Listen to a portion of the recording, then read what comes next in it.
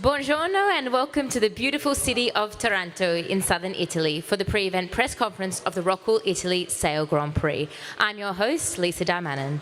This weekend, the crystal clear waters of Grande will host SailGP for the second time. This is the fourth stop on a 12-city journey around the world to decide the Season 4 champion and our second podium, the one for the planet, the Impact League winner. True to its name, just 2 weeks ago in Saint-Tropez, we had some high drama, intense rivalries, and some heart-stopping racing.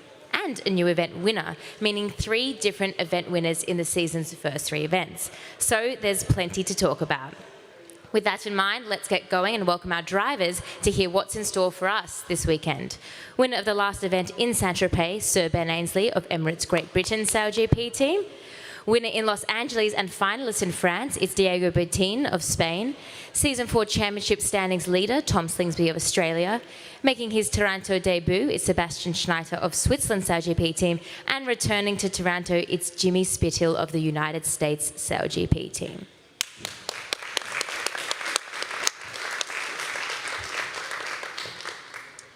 Ben, well, let's start with you, sitting there for the first time in 2.5 years as the last event winner. That must feel pretty good. Yeah, no, it was a great event for us in Saint-Tropez, coming on the back of quite a long dry spell, or far too long dry spell. But the team kept digging hard and pushing hard, and we had a fantastic final race with the Aussies in Spain. And to come out on top in those conditions in front of that crowd was a great moment for the team. Well, you have an incredibly talented lineup. Why do you think it has taken so long to get back on top? Yeah, it's a great question, and it's difficult to give you a really in-depth answer in 2 minutes. But I think momentum has a lot to do with it. When you look at any sports teams, that we've got a very talented team across the board, on and off the water. But for whatever reason, we just weren't quite clicking and getting it together, and we were making too many mistakes. Saint-Tropez, it felt like if we did make mistakes that we recovered from them better, and the communication on board the boat seemed to be a step up from what it has been. And also, you just need that little bit of luck from time to time to make the difference. So hopefully we've got the momentum with us now. We can build on that and have another strong event here in Taranto. Well, taking you all the way back to 2020 Season 2, you had that huge crash at the start. Do you think that shook the team's confidence? Yeah, I think we had a couple of key moments. Yeah, big crash in Sydney certainly didn't help, and a couple other things happened. And some things happen off the water as well, which is just general life, which impacts the team, impacts individuals within the team. And you just have to deal with that. But like I said, we've got a really strong team. We still have the same group that we had 2 years ago. So we kept belief in the team that we've got. And our coach, Rob Wilson, has done a great job in keeping that going and keep developing and building on that. So yeah, we're a strong unit. Well, that final was amazing to watch. Talk us through that amazing moment in the final in Saint-Tropez where you overtook Tom. And what strategy did you and Hannah talk about to get back in front? Well, I think the first thing to say is it was a really difficult conditions to defend, and Tom and the Aussies had a nice little lead, and with the wind shifting around as much as it was, really difficult to defend that. We saw an opportunity at the bottom gate to split. We took a short-term loss for potentially a longer-term game, and it went our way, and we were fortunate that the wind shift was as big as it was, made it really hard for the Aussies to defend that. And we got through, but that's what we see in SailGP. The margins are so small, and that's often what makes a difference. But it was certainly a big team effort on that day to come through. Well, Tom, from your eyes, did the Brits steal the victory, or did you gift it to them? Neither. They just did a great job.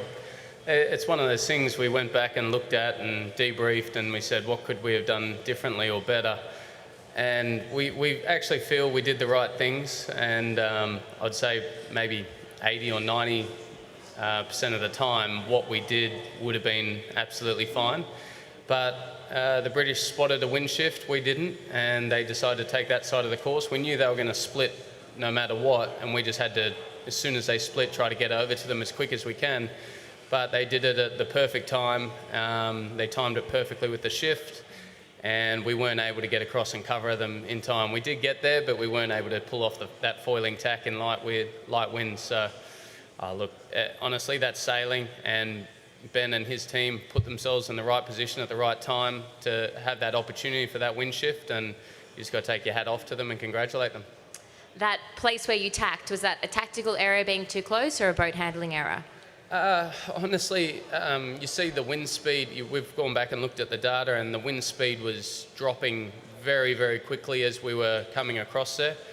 If we tacked underneath there in more wind, where we could have done a foiling tack, that meant Ben probably would have had us on starboard tack and locked us out to the left-hand side of the course. If we went past that point, we wouldn't have been able to do a foiling tack, and Ben would have been up on his foils and sailed around our bow. Honestly, we don't actually know the right answer, and we're very candid with ourselves at the Australian team. If we make a mistake, we put our hand up, and I put my hand up that I actually don't know what we could have done there to do a better job. We could have done a better bottom mark rounding, and we could have done a better tack around the bottom. That might have gained us 20 metres, and then all of a sudden Ben wouldn't have hooked us. But there's a lot of coulda, shoulda, wouldas, and at the end of the day, they just sailed well, put themselves in the right spot, and took advantage of our mistake. Any advice, Ben? Do you think Tom should have tacked right in front of you? Is that a mistake? Look, far be it from me to start dishing out advice to three-time winners of the league. Like Tom said, I think we both probably know some things, earlier in the race that could have been done differently, but probably want to keep that between ourselves as well. Well, Ben, as a team owner, have you been thinking about the pathway forward to train the next generation of sailors for your team? Presumably you're targeting people like Giles Scott, Hannah Mills and Dylan Fletcher.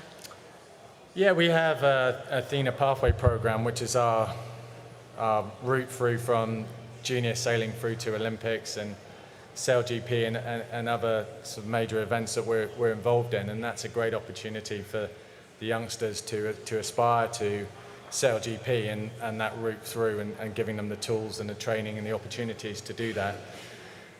When it comes to actually getting out on the boat itself, we've got some huge talent there as well with people like you mentioned, Giles Scott and Dylan Fletcher, huge talents in the sport, and of course Hannah Mills, who's already with the team, and potentially Hannah could be one of the first females to get to drive one of these boats in the future, which would be really cool to see. So yeah, plenty of opportunities within our team and within that Athena Pathway program. And going into this weekend as the last event winner, does that give you confidence for another win? Yeah, look, like I said, momentum's huge in sport. We got a bit of confidence on the back of Saint-Tropez that we can, perform at this level. We always knew that we had a talented team, and ultimately it's about getting out in the water and doing it on the day that counts. So that's what we're working on again for this weekend. Well, Diego, you had a bit of momentum. I'm sure it was satisfying to back up your win in Los Angeles with an event final and make it a success again. Yeah, it was really nice for us to get another podium in Saint-Tropez. It was quite a difficult weekend for us. Many things happened there in Saint-Tropez, and yeah, making the podium on that last race was epic for us. And about that final, it looked like you didn't make the best of the start. Do you think you're a little bit conservative? Can you tell us what happened? Yeah, to be honest, we've been hammering our fingers for that start quite a lot. The starts on the final races are quite different than on the fleet races. The priorities change, and we learned after that one that you cannot be late on a final because you will end up on the same place that you will end up if you are over the line, no? So yeah, we should have pushed way more that start, and it's a learning for us. Do you think you'd be more prepared if you were to make the final this weekend then? Yeah, like actually being on the finals, I think makes you more prepared to perform on the finals. It's super important to get to those finals, which is a super hard thing to do. And we've been always focusing on that, and by being in two finals, we saw some stuff that is different, and yeah, if we make another one at some point, we will be more prepared for sure. Well, we could get stronger wins than we've seen recently this weekend. Do you have the confidence to push the boat at those high speeds? we didn't do a lot of sailing on high winds on this crew configuration. We've done some actually the first event I did as a driver in Sydney was quite hard, but yeah, we didn't have too much time to perform, obviously. And we've done some strong wind sailing in San Francisco also. So yeah, confident or not, I don't know. We will see here. We'll push as hard as we can and see what happens. Well, I'm sure you're focusing on this weekend, but the next event is your home event in only 2 weeks' time. How much would a win in Spain mean for the team, and especially in gaining commercial support? If we have to choose one event to win, it will be Cádiz 100%, our home event. Winning there will be epic for us and for all the people supporting, and that will obviously make a lot of engagement and will improve our commercial opportunities. But yeah, it's, as I said, a super hard thing to do. We will focus on trying to do our best event and see what happens. We are fighting with the best teams in the world in equal boats, so yeah, being consistent is a super hard thing to do, and winning is even harder now, so yeah, we'll see. Well, Tom, congratulations on your recent win in the America's Cup World Series event in Spain last week. Albeit with a different team, we know it's all about confidence. Does that give you more confidence heading into this weekend? Yeah, no, it was nice going off and doing the first preliminary regatta for the America's Cup and having some success there with American Magic. Yeah, confidence is huge. Every time that the Australian SailGP team does well, it's a build-up, and we've been building up into good good results. And whenever we've done poorly, it's come after poor events in the event before. Last time we were in Taranto, we had a last place, and then we had a last place straight after this in Saint-Tropez. So we're definitely a team that performs on performance, and we need good results. And it feels like we had a good week in Saint-Tropez. We didn't get the win, but I think we're feeling confident heading here. And this weekend sees Nina Curtis return to the team, first time since becoming a mother. Are you excited to see Nina back? Yeah, it's great to have Nina back and her little daughter Dylan. It's unbelievable to have her back in the team and just see how much her life has changed, but she's still as motivated as ever to come back and join us. And it's exciting. She's excited. She's been preparing since she gave birth. She's been back in the gym and getting her fitness up to a high level. And she came down yesterday and was preparing all her safety gear, did her safety training. She's excited and ready to go, and we're welcome back with open arms. Well, you're leading the standings in season 4, but you haven't had an event win yet this season. Given your determination and fighting back, that might be dangerous for the other competitors. Specifically, what small adjustments do you think your team needs to make to be back on top of that podium? It's frustrating not to get an event win this year. It feels like 3 events now we've been in the podium race and we've had a really good shot at it, and we haven't delivered. Saint-Tropez felt like we sailed an excellent race and we were beaten at the post there. It's rare to see me lose a race or our team lose a race up that final leg of a final and not get angry and hear swear words. So I think that just tells you that we actually feel like we sailed really well, and we didn't get it this time, but we were a bit unlucky there and the other team did a great job. That's kind of how I feel there. Usually if I make a big mistake or I feel like the team's not performing, you'll hear about it on over my radio. But yeah, we're confident here. We feel like we're in a great place. The team's in great spirits. The team morale and atmosphere's almost an all-time high, and we're just enjoying sailing as a unit, as a team, because the team we have is something special, and we don't know how long we can keep this team together, and we're going to look back at these times with fond memories. So we're kind of in that moment right now where we're just enjoying every moment together and going out and racing with our friends and a high-performing team unit. Well, one win you did have is winning the Impact League Sports Podium for the Planet after scoring top marks in the first major focus area of the season this week. Can you tell us about the initiative in the Race to Zero Waste and what it means to be the team on top of both leaderboards?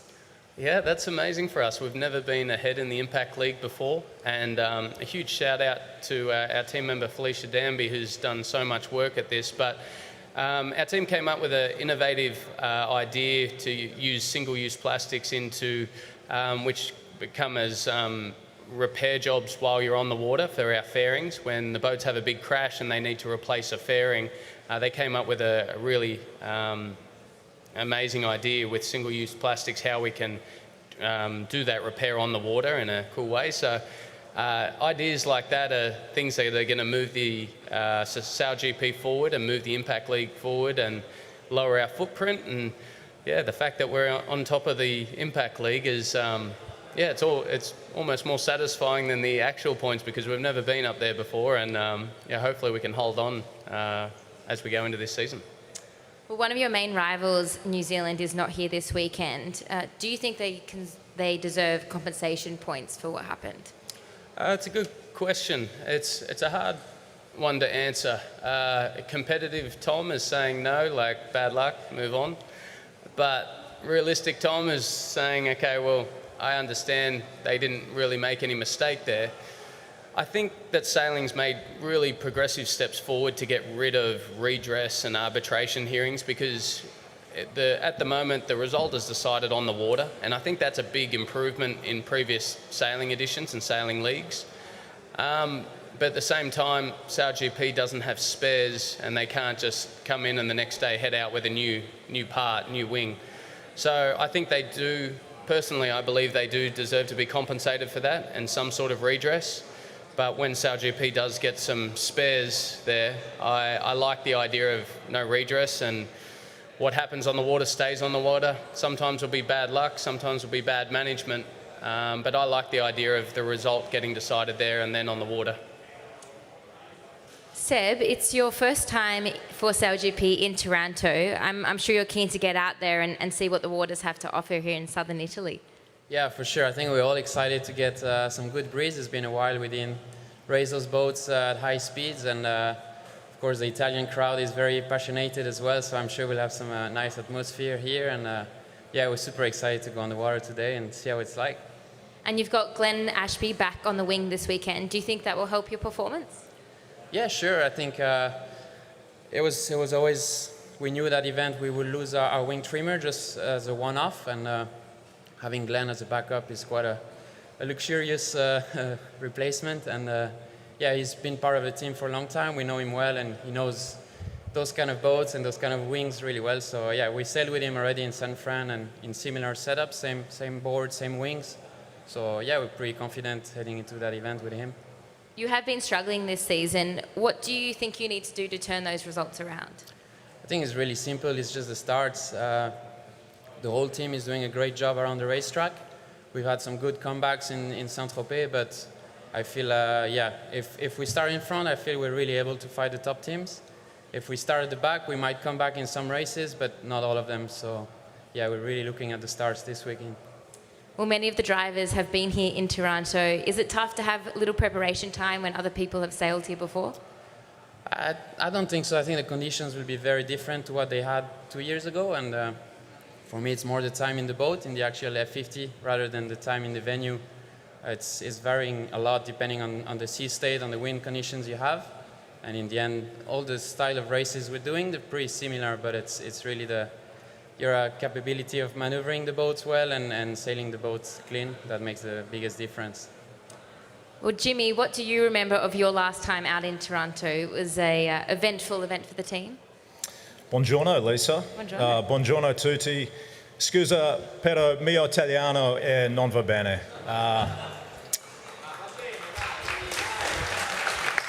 Grazie. Allora, mio parla inglese. Molto scusa. Grazie a tutti.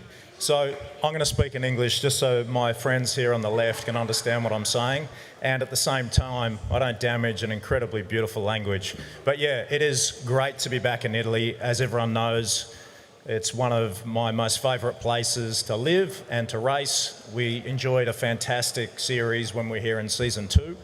We made the final, and as a team we've slowly been, I feel, building the momentum. A few of the guys here spoke about momentum, and I feel we're very, very close now and cracking into that Super Sunday Grand Final. So let's hope this is the one. It's looking like fantastic conditions for today and tomorrow, and we look forward to getting out there.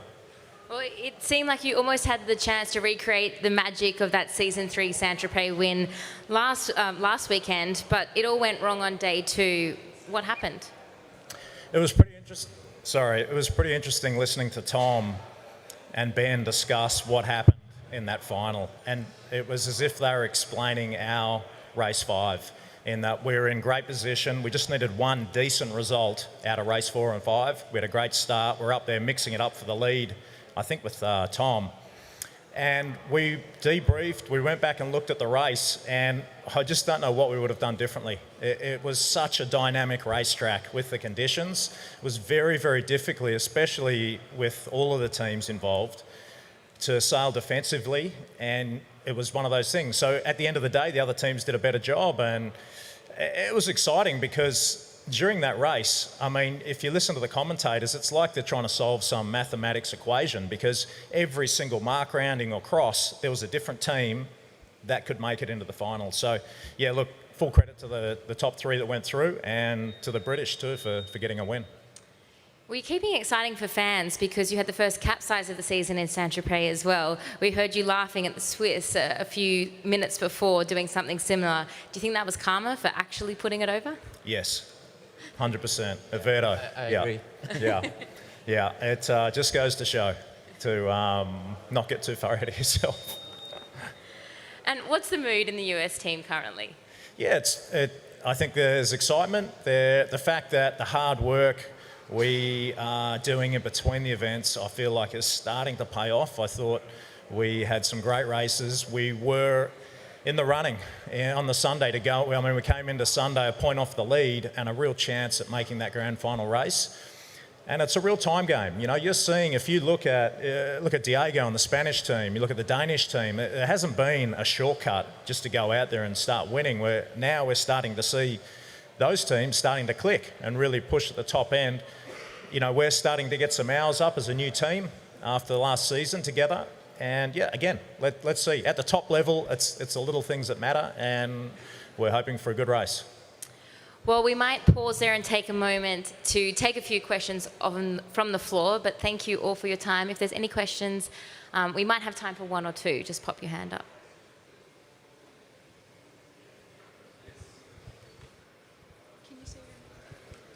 Sure. Good morning, buongiorno. Andrea Falcon from SEC Newgate. First of all, congratulations, Jimmy, for your Italian.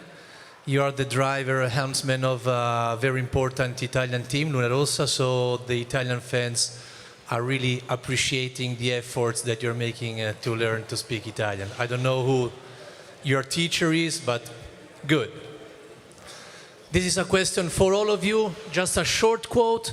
Every time I see you guys coming here in Italy, sailing in international events, I always see that you receive a huge welcome from the Italian public wherever you go. And I would like to know if here in Taranto, especially, if you already feel a special atmosphere from the public, the people around the city. Thank you.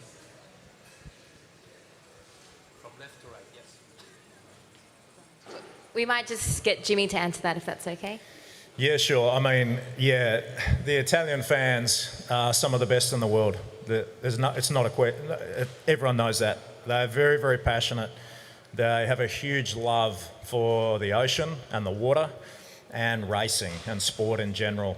And I've experienced that firsthand, and there's just a lot of excitement here in Toronto. I mean, just landing at the airport, immigration, the security, they all knew what was going on and they wanted photos. Walking around the street, seeing all the junior sailors here this morning.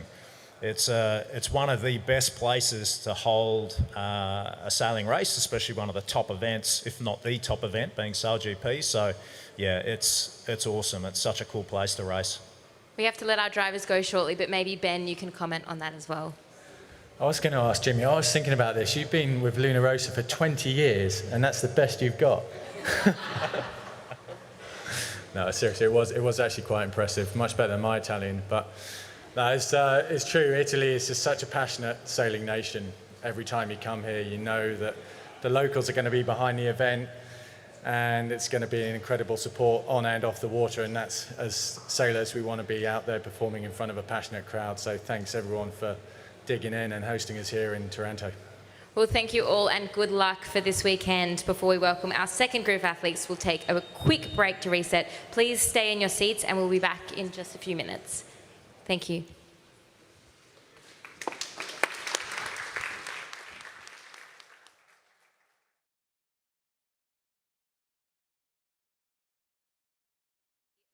Grand Prix, and let's welcome our next drivers. Runner-up at the last SailGP event in Toronto, it's Phil Robertson of Canada. Coming off a home event last time, it's Quentin Delapierre of France. Defending Impact League champion, Nikolai Sehested of the ROCKWOOL Denmark SailGP team. Making his Saint-Tropez debut, Taranto debut, it's Eric Au from Germany.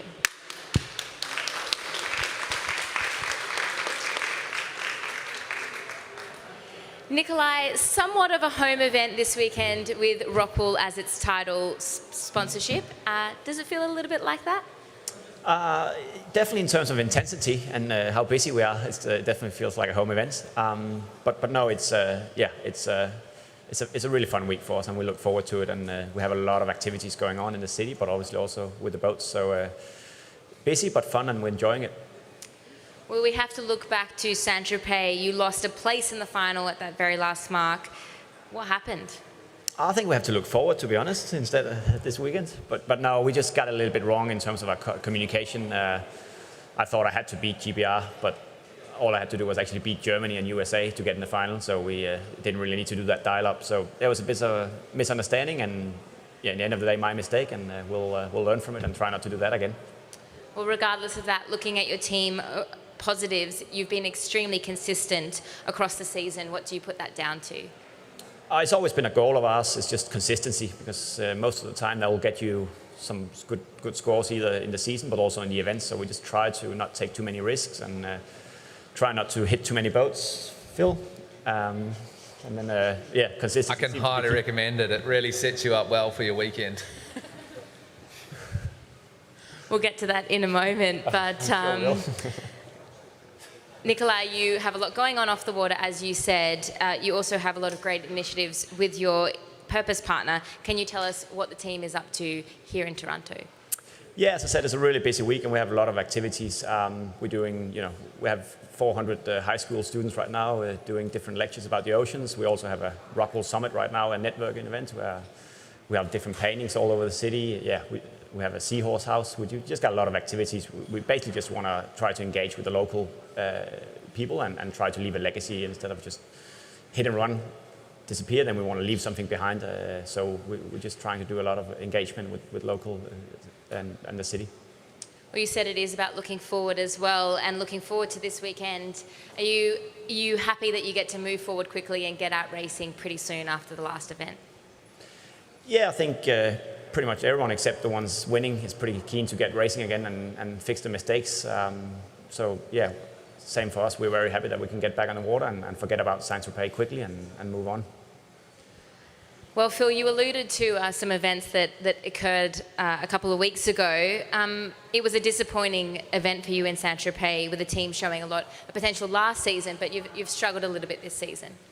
I don't think we've struggled at all, to be honest. We're in a good place. We're sailing well, and the team's doing a great job. And obviously that last event in Saint-Tropez wasn't a perler, but we've got to put that behind us and looking forward to this weekend. And thankfully it was 2 weeks ago, and we only had 2 weeks to dwell on it. So here we are. Well, I know everyone wants to look forward, but in hindsight, were you pushing too hard in that collision? And are we going to see you backing off a little bit this event? I don't think it's very Phil Robertson to back off, so no is the answer. But look, it's never the intention to crash with these boats, and you don't want to do it, and that was not our intention. But You know, I think it's a situation in this style of racing that's going to occur quite a lot. You've got 10 boats doing sort of 40 to 100 kilometers an hour, and on a miniature course, you're going to see some action. And unfortunately, that was disappointing for us to start our weekend. And have your thoughts post-event about the need for more umpire transparency changed at all in your time away? Look, the umpiring needs a review, I think, in the series. Right now, the port tack boat has a huge amount of power, and they're getting away with murder. We saw in that situation, Port just walked away with zero responsibility, and I think I'm still personally quite baffled by the decision and how it was ruled. And we're seeing it a lot in many different situations as well. So, yeah, coming away from that weekend, I've got to have a little rethink about the rules, and I'd recommend to stay away from me when I'm on port. Nikolai, any comment on that? I will stay away from Phil when he's on port, because he normally does what he says. But no, I think I agree with Phil as well. I think it's you leave a lot of power at the moment in the port boats, and it's something I think we need to have a little look at. It's I think I'm with Phil on this one.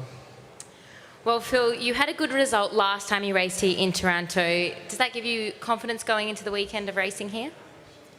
Yeah, it's an awesome forecast this weekend. We've got great breeze today, we've got fantastic breeze tomorrow, and a little bit lighter on Sunday. So I'm expecting it to be pretty sick racing, and I'm excited. It's a nice venue to be sailing. You hopefully have some flat water, and the crowd's always nice and close and very enthusiastic about sailing in Italy. So yeah, it's a cool place to be racing. And you know we love rumours here at SailGP, and the rumours are we're very close to a Canadian Sail Grand Prix announcement. What can you tell us? Well, there's been a lot of rumours around our team in this event for about a year and a half, so I'm a little bit over rumours now. So hopefully there's pen to paper pretty soon. Well, Quentin, coming off a home event in Saint-Tropez, I imagine there were plenty of demands on you as a home team, and do you think that contributed to a tough result for you? Buongiorno a tutti. I think, Saint-Tropez was pretty busy for us, especially Bruno and I. We've got the former French President Hollande coming for supporting us. We had great discussion, but for sure it's something not really perfect for the concentration or being with the team. Maybe, or for sure today in Toronto it will be way better for me, just to be focused on sailing and being with the guys and Amelie. I'm really looking forward. You had a great season 3. Why do you think your team's not performing as well this season? I think it's pretty challenging for now, but I'm pretty sure all the guys on board love challenge, and we are really motivated to move forward and go back to the front of the fleet. It's the best league in the world, and it's quite normal that you have some up and downs, and you have to manage the downs pretty well to come back quickly. Do you still feel confident that dropping Francois Morvan was the right call? I'm fully confident. I think we showed some good things in the previous week. I'm pretty confident also with Jason on board. I think he's doing a really good job. I know him for a while, and I know how good he is. And I'm pretty sure we will come back, because I trust every member of this team. I know we can do it. We done it last season, and we will do it now. We heard that the forecast is looking pretty windy this weekend. Do you think that will suit your team better? I think we love when it's windy. We love when we feel the speed on those F50, when it's dynamic and you have to be fully focused. If it's windy, it's a good thing for us. If it's not, we know that we have to improve and we have to learn a lot. But I can feel the concentration inside the team, and also how committed they are. Well, Eric, it sounds like everybody's looking forward to wind. Obviously, your team is still fairly new. How are you feeling ahead of the forecast this weekend? Nervous or excited? Yeah, excited. It's great to get new conditions for us. I mean, we have always been confronted with different conditions yet, always a different configuration, and for us it's just another experience, and looking forward to that. Do you feel like you'll be able to push the boat and get the most out of it? Yeah, I mean, we are still far away from the limit. We saw the last race, the final of Saint-Tropez, and if you look at Ben and Tom, the level they drive the boat is so high, and yeah, pretty impressive. Well, looking at Saint-Tropez, it must have felt good to finally have some consistent performances and move up the leaderboard. Yeah, we have always been consistent, just on a low level. We've been between 6 and 9 always, but we're very keen to step up. And we always talk about momentum, obviously, at the top, but having momentum just as a learning team, do you think that helps having two events close together? Yeah, absolutely. So the atmosphere in the team is really good. We love to work together, and yeah, I think it's also good for us to have the events so close together and not a month or even more in between, that we can work on the topics we just left Saint-Tropez with. And is the interest building in Germany now that you've entered SailGP? Yes, I think so. Sailing Germany is completely on fire, and you can see also that with Sebastian Vettel and also the Deutsche Bank, some global players in sports and business showing interest in the team and the series. So I think it's a good start. Well, Phil's not spreading any rumors, but maybe you will. When will we see a German event, and where might that be? Yeah, we would love to see one, and we're working on it hard. We hope to have one in summer 2025. Yeah, and we check out different venues right now and talk to them. Well, we might take questions from the floor if anybody has any. What do you think SailGP will look like in 5 years? Anyone who wants to answer? Come on, Phil. That's a good question. A bit like what Phil said, I'm careful speculating and starting rumors because it can change a lot, but I think it'll just be 10 times bigger than it is right now. I think it's really growing fast, both in terms of events and sailing and level and boats and development, and it's just growing. So I think you'll have some supercharged boats doing some really cool racing in very cool cities. I think it'll be the same concept, just bigger.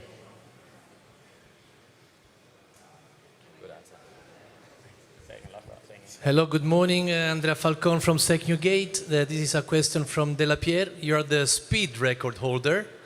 We are talking about weather forecast, weather condition. Do you think that record can be beaten here in Taranto, maybe from yourself or somebody else? Yeah, there is definitely an opportunity. If we set up the 18 meters wing, you can probably expect a new speed record. But it will be tough to beat because in Saint-Tropez was pretty wild. So if we have stormy condition with big gusts, yeah, you can be focused on the first bareway and see if some of the team can beat it.